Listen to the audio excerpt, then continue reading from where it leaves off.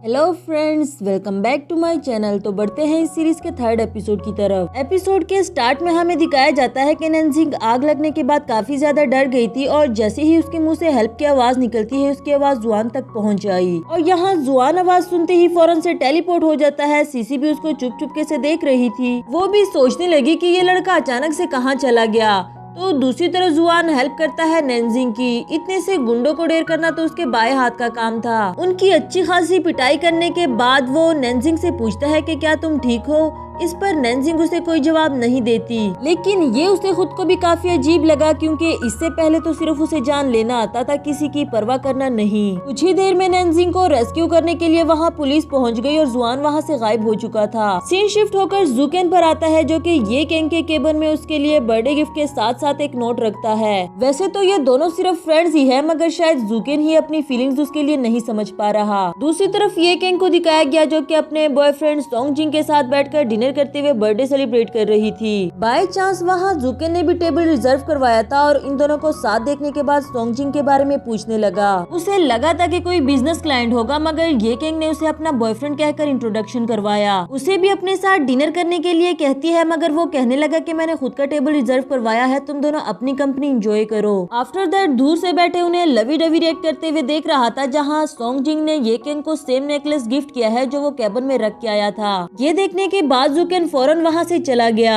इसके बाद police station का सीन दिखाया जाता है जहाँ नैनजिंग से पूरी डिटेल पूछी जा रही थी और वो कहती है कि मुझे किसी लंबे लड़के ने बचा लिया था। मैं नहीं जानती कि वो कौन है, लेकिन कोई फरिश्ता ही होगा। जब पुलिसमैन ने बताया कि हम उसे तुम्हारे लिए ढूंढ लेंगे, कम से कम तुम उसे थैंक यू ही कर दोगी। इस पर नैनजिंग बोली, नहीं नहीं, इसकी कोई जरूरत नहीं, मैं उसे नहीं जानना चाहती। लेकिन पुलिसमैन को तो खुद भी उसे ढूंढ कर अप्रिशिएट करना था, इतना अच्छा सिटीजन होने पर। इसके बाद जब नैनजिंग घर पहुंची तो उसने देखा कि उसकी कीज गायब है, जो कि जुआन ही उसे बताए बगैर चुरा कर ले आया था। और अभी नैनजिंग के पूछने पर उसने बताया कि अगर मैं चाबियां ना चुराता तो तुम्हारे घर के सामने खड़ा रहकर तुम्हारे आने का वेट करता क्या। फिर नैनजिंग उससे पूछने लगी कि तुम अचानक से कहाँ गायब हो गए थे, जिस पर जुआन उसे पैसों से भरा हुआ बैग दिखाने लगा। ये कहकर कि तुमने मुझे अचानक से बुला लिया था तो मुझे अपने पैसे लेने के लिए वापस तो जाना ही था। इतने सारे पैसे देखकर नैनजिंग तो काफी ज्यादा शॉक्ड हो गई। उससे पूछने लगी कि सच सच बताओ, तुमने कोई बैंक तो नहीं लूटा? इतने सारे पैसे सिर्फ कमरबंद बेचने से कैसे आ गए? जुआन बोला, मैं कोई पागल तो नहीं जो पुलिस की नजरों में आकर खुद को मुश्किल में डालूं, और वैसे भी मेरे पास इस मॉडर्न एरा की आइडेंटिटी नहीं। वैसे दोनों बार जब मैं तुम्हारे पास टेलीपोर्ट होकर आया तो तुम किसी मुश्किल में थी। इसका मतलब तो ये हुआ कि जब तुम्हें किसी हीरो की जरूरत होगी तो मैं वहाँ टेलीपोर्ट होकर पहुँच जाऊंगा। जुआन तो सिर्फ सिचुएशन को सोचकर अंदाजा लगा रहा था, मगर नैनजिंग तो दिल ही दिल में खुश हो गई, ये सोचकर कि अब तो मुझे डरने की जरूरत ही नहीं। जब भी किसी मुश्किल में होंगी इसे आवाज देकर बुला लिया करूंगी। उससे ऐसे स्माइल करते हुए जुआन बोला, खबरदार आइंदा किसी मुश्किल में खुद को डालने की कोशिश की तो, और अगर मुझे बुला लिया फिर तो देख लेना, तुम्हारी मदद करने के बजाय तुम्हें ही उल्टे हाथ की दूंगा। ये कहकर जुआन सोने के लिए उसके रूम में जाने वाला था, जो कि नैनजिंग बिल्कुल भी नहीं चाहती। इसलिए अपने साथ वाला अपार्टमेंट जो कि नैनजिंग का ही था उसको रहने के लिए दे दिया। साथ ही उससे बताया कि ये तुम्हारा टेम्परेरी शेल्टर है, तुमसे यहाँ रहने के लिए मैं रेंट नहीं लूंगी, लेकिन मेरी कुछ शरायत है। वो ये कि जब जब मेरी मॉम मेरे साथ होगी तुम मेरे पास नहीं आओगे, चाहे तुम मर ही क्यों ना रहे हो, ना ही तुम उन्हें अपनी आइडेंटिटी बताओगे। इस पर जुआन बोला, मिस नैनजिंग शायद तुम भूल रही हो, मैं नहीं बल्कि तुम मेरी होस्टेज हो, तो मैं तुम्हारी बात क्यों मानूं?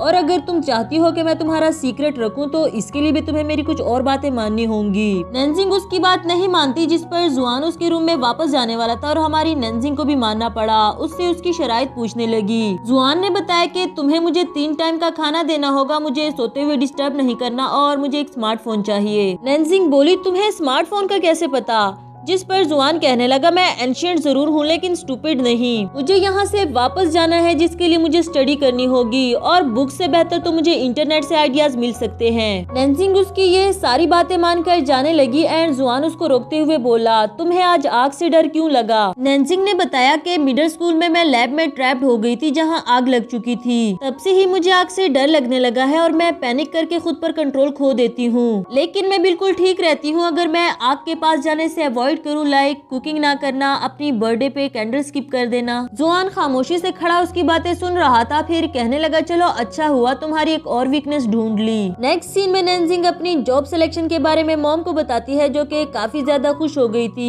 कहने लगी कि जब मैं वापस आ जाऊंगी तो इस ओकेजन को हम मिलकर सेलिब्रेट करेंगे। तो यहाँ जुआन के लिए स्मार्टफोन के साथ साथ एक नोट रख दिया था, लेकिन उसे फोन पर लगे हुए लड़कियों के स्टिकर्स बिल्कुल भी पसंद नहीं आए। नेक्स्ट मॉर्निंग नैनजिंग डैड को अपनी जॉब के बारे में बता रही थी कि आज मेरी जॉब का फर्स्ट डे है और मुझे आपसे बहुत सारी बेस्ट विशेस चाहिए। जाने से पहले वो जुआन को चेक करना चाहती थी कि कहीं उसने कोई मुसीबत तो नहीं खड़ी कर दी, और यहाँ जुआन उसके आते ही दरवाजे के पीछे छुप गया। नैनजिंग उससे अंदर ढूंढ ही रही थी कि जुआन उसको पीछे से उठाकर बाहर ले जाते हुए बोला, मैंने तुम्हें कहा था ना कि मुझे डिस्टर्ब मत करना। एंड नैनजिंग बोली, मैं तुम्हें डिस्टर्ब करने नहीं आई, तुम्हारे ब्रेकफास्ट के बारे में बताने आई थी कि मैंने तुम्हारे लिए ऑर्डर करवा दिया है। जुआन ने सी यू कहकर दरवाजा बंद कर दिया, जिस पर नैनजिंग खुद से ही बोली, इसने इंग्लिश भी सीख ली, ऐसा लगता है कि बहुत जल्दी ही ये दुनिया फतह कर लेगा। नेक्स्ट सीन में वो काफी हैप्पी होकर ऑफिस आती है, क्योंकि आज उसकी जॉब का फर्स्ट डे था और उसका सबसे बड़ा ख्वाब भी पूरा हो गया। यहाँ कुछ एम्प्लॉइज के साथ काफी हैवी कॉटन उठाने में उनकी हेल्प करवाने लगी, क्योंकि वो एक एथलीट थी और फिजिकली काफी ज्यादा स्ट्रॉन्ग है। आफ्टर दैट मिस जियाओ उसे कुलीग से इंट्रोड्यूस कराने लगी, उसे उसका काम समझाती है, उसका ऑफिस एरिया दिखाने लगी। अपने डिपार्टमेंट के अलावा इसे दूसरे डिपार्टमेंट के एम्प्लॉइज से भी इंट्रोड्यूस करवाती है,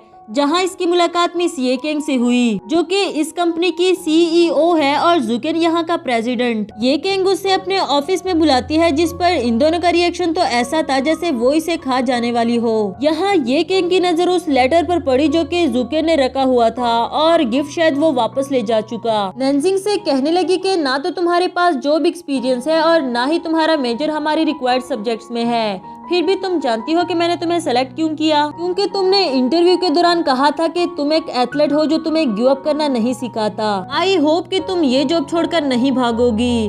पिछले 10 साल से जुकेन का असिस्टेंट बनने का काम मैंने किया, लेकिन ये बर्डन अब मैं तुम्हें सौंपती हूँ। हम दोनों के बारे में इंटरनेट पर जो कुछ भी कहा गया वो सब कुछ सच है, सिवाय इसके कि हम दोनों रिलेशनशिप में हैं। नैनजिंग तो उसकी बातें सुनकर काफी ज्यादा नर्वस हो गई थी कि शायद उसका बॉस काफी ज्यादा गुस्से वाला है। उसके जाने के बाद ये किंग वो लेटर पढ़ती है जिसमें जुकेन ने उसे बर्थडे विश की थी, और साथ में ये भी लिखा है कि मैं तुम्हें स्केटिंग सिखाने के लिए तैयार हूँ। दूसरी तरफ यहाँ नैनजिंग अभी भी काफी ज्यादा नर्वस थी। मिस जियाओ से जुकेन के नेचर के बारे में पूछती है। उसने बताया कि तुम्हें फिक्र करने की जरूरत नहीं, अगर हमारे बॉस को किसी का काम पसंद नहीं आता तो फौरन से उसको फायर कर देते हैं। डांटना चिल्लाना उन्हें नहीं आता, इसलिए बेफिक्र होकर अपने काम पर फोकस करो। आफ्टर दैट ऑफिस से जाते हुए भी वो काफी ज्यादा वरीड थी, जिस पर उसके कुलीगों से समझाने लगे, ये कहकर कि आज तुम्हारा फर्स्ट डे था तो थोड़ा प्रेशर तो जरूर होगा, लेकिन तुम परेशान नहीं हो, आगे सब ठीक हो जाएगा, और हैप्पी होकर ये ओकेजन अपने फ्रेंड्स के साथ सेलिब्रेट करो।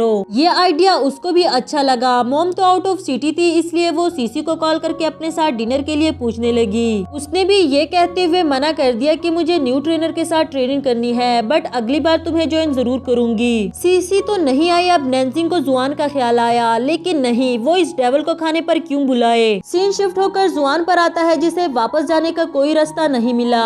वो ये सोच ही रहा था कि मैं कब तक इस डमी का बॉडीगार्ड बनकर रहूंगा।